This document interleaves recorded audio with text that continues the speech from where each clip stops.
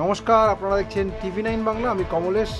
ঠান্ডা গতকাল একটু ঠান্ডা ঠান্ডা লাগছিল, বারবার বলছিলাম যে যেন সান্ত্বনার শীত একটু দিয়ে গেল প্রকৃতি, পড়ে পাওয়া 14 আনার মতো। কেন বলছিলাম সেটা আজকে নিশ্চয়ই টের পেয়েছেন। গতকাল যে ঠান্ডাটা ছিল সেটা গতকাল রাতেই প্রায় নেই।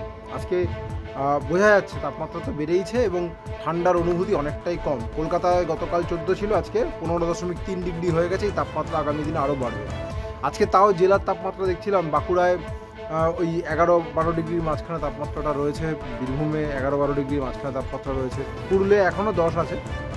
কিন্তু এই সময় তো পুরুলিয়াতে 6-7 ডিগ্রিতে টেম্পারেচার নেমে যাওয়ার কথা, হয়নি। অর্থাৎ জাকিয়ে শীত বলতে পশ্চিমাঞ্চল যেটাকে বোঝে সেই তাপমাত্রা কিন্তু, সেই ঠান্ডা কিন্তু এখন পশ্চিমাঞ্চলে নেই। তবে ওই আর কি, মানে একটা হালকা মাঝারি শীত এখনও পশ্চিমাঞ্চলে রয়েছে। তবে পশ্চিমাঞ্চলে ওই ঠান্ডা আস্তে আস্তে কমে যাবে আগামী কয়েকদিনে। অনেকটা বদল, মানে হাওয়া বদল যাকে বলে, শুকনো বাতাস তার জায়গা নেবে জলীয় বাতাস। কাল থেকেই হাওয়া বদল, পশ্চিমাঞ্চলের একাধিক জেলায় বৃষ্টির সম্ভাবনা। যেটা বলছিলাম যে বৃষ্টি হতে পারে, আজ থেকেই বৃষ্টির পূর্বাভাস ছিল। তবে দেখা যাচ্ছে আবহবিদরা মূলত 5 এবং 6 এই দুটো দিনেই বৃষ্টি হওয়ার পূর্বাভাস দিচ্ছেন লেটেস্ট আপডেটে। কাল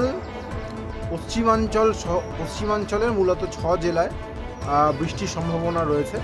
এই 6টা জেলা হচ্ছে বাঁকুড়া, পুরুলিয়া, বীরভূম, পশ্চিম মেদিনীপুর, তার সঙ্গে পশ্চিম বর্ধমান, এই জেলাগুলো, ঝাড়গ্রাম, এই 6টা জেলা কালকে বৃষ্টি হতে পারে। এবং তার পরের দিন অর্থাৎ শনিবার এর সঙ্গে আরও 3টে জেলা জুড়ছে, পূর্ব বর্ধমান, নদিয়া এবং মুর্শিদাবাদ। অর্থাৎ পশ্চিমাঞ্চলের 6 জেলায় কাল বৃষ্টি হতে পারে এবং শনিবার দিন পশ্চিমাঞ্চলের এই 6 জেলা তো বটেই, তার সঙ্গে নদিয়া, মুর্শিদাবাদ এবং পূর্ব বর্ধমান, এই জেলাগুলোতে বৃষ্টি হতে পারে।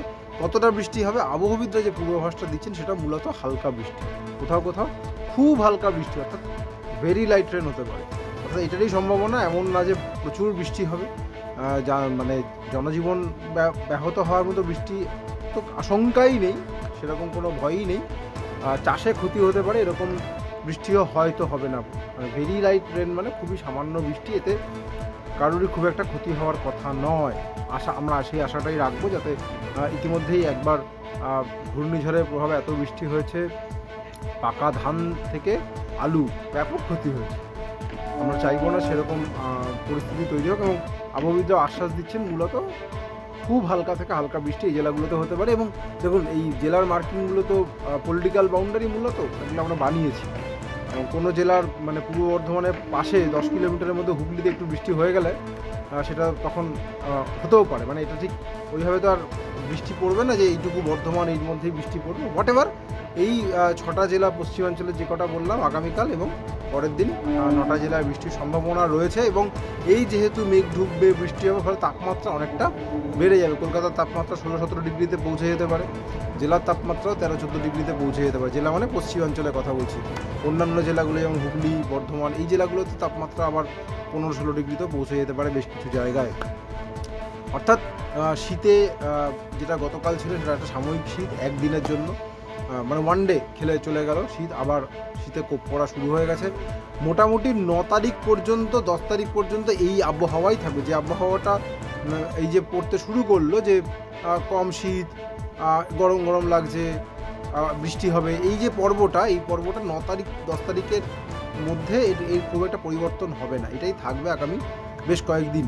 10 তারিখের পর ঠান্ডা ফিরতে পারে। জাকিয়ে শীত ফিরবে কিনা সেদিকে আমরা সবাই তাকিয়ে থাকবো, কারণ পশ্চিমী ঝঞ্ঝা আসছে যখন, তখন তুষারপাত হবে পাহাড়ে নতুন করে। ইভেন আমাদের দার্জিলিং, সিকিমেও পাহাড়ে তুষারপাত হওয়ার পূর্বাভাস রয়েছে।